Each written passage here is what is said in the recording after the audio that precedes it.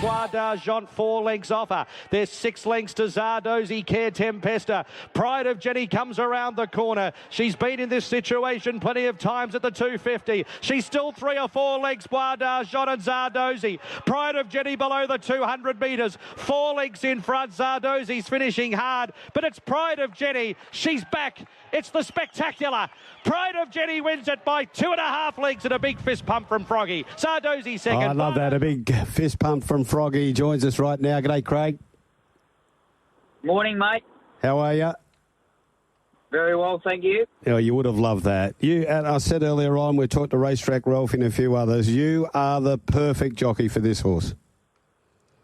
Yeah, we get on really well. I've only had the 2 sits on an hour race day, so it's a win and very close second. So hopefully there's many more wins in store.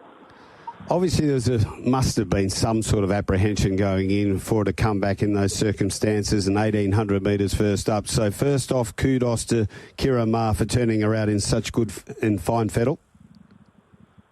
Yeah, absolutely. He knows this mare inside out, as does Tony, who just was the one overall, mate, that decided to put his backside on the line and bring her back into work when many people advised him not to. But he knows what she likes to do, and that is get out and run. So he put her back into work. And look, leading into yesterday, we kept it under wraps as much as we could, but we were very confident going there that the 1,800 was no issue. The thing with Kieran and his stable, what they do.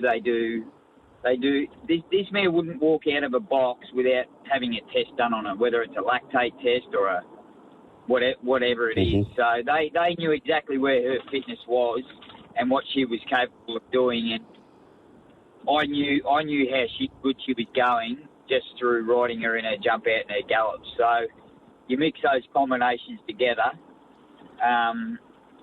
The only thing that was going to stop her yesterday was me falling off her. So I strapped myself in and enjoyed the ride.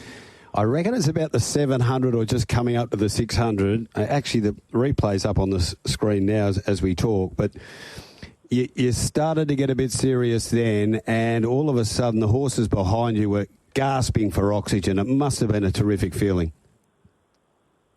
It is. It's as me and Kieran said to Tony pre-race, we said all we've basically got to do with this mare is get her first 800 metres under control. We get that under control and she's not gone too quick. Once you get to the 900, even the 1,000 metre, you just let her go. You just loosen the reins on her and just let her gallop. And she's proven time and time again now that she can run sectionals that other horses over this sort of distance can't run, and she can run it for a sustained period of time, which is where she wins her races. She busts everyone else sort of mid-sectionals, and by the time they're turned for home, everything's out on their feet. She doesn't go any faster, but she just doesn't weaken. She just doesn't stop.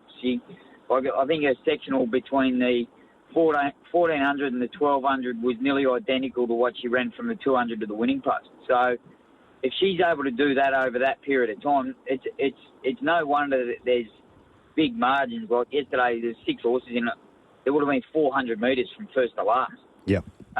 She does what other athletes can't do, and she can do it for a sustained period of time, which sets her apart from any other horse. And so put yourself in the shoes of Jamie Mellum then on Zardozi. It becomes a case of, well, when do I go?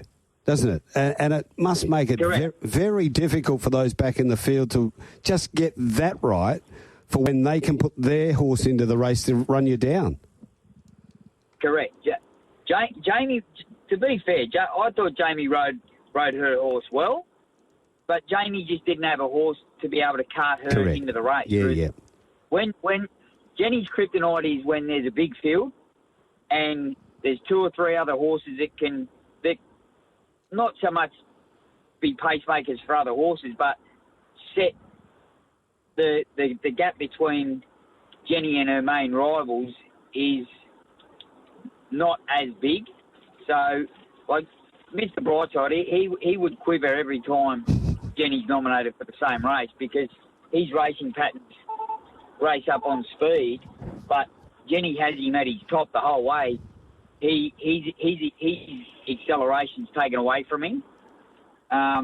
So the small field really suited us yesterday. And the thing with Jenni now is she's starting to get to a point where she's starting to scare opposition away because they may run well, but they don't come out of the race as well as what she does because she just pulls up so well, whereas other horses, it takes them a lot longer to get over. And as we know, with the Autumn Carnival and the Spring Carnival, there's not that big a gap between runs for these horses. So they're flattening their horses trying to beat her, but can't.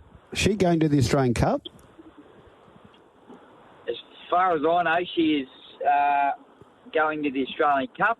I haven't spoke to the team yet of how she's pulled up, but I would presume I think she pulled up better than I did yesterday. My arms are about 6 inches longer, but I think she pulled up extremely well after yesterday. So I would presume she would go there, but at the end of the day, that's Tony and Kieran's call. So wherever she will go, you will see Senior alongside her. Okay.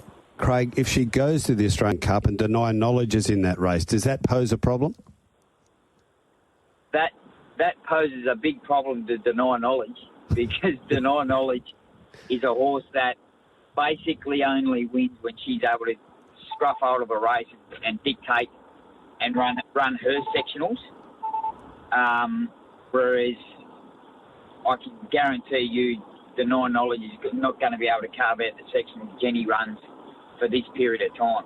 She may be able to sit in my slipstream and get a drag along, but I know when the hammer's down and the pressure comes on, I know which horse I'd rather be in the corner of. So I rode Deny Knowledge in a Caulfield Cup. Yes, it was a mile and a half, not a mile and a quarter, but she had pressure put on her a fair way out and wasn't able to cope with it. So a race like the Australian Cup, now we've had a run under our belt, we're going to be so much fitter, so much more forward. I would think Deny Knowledge would be a little worried.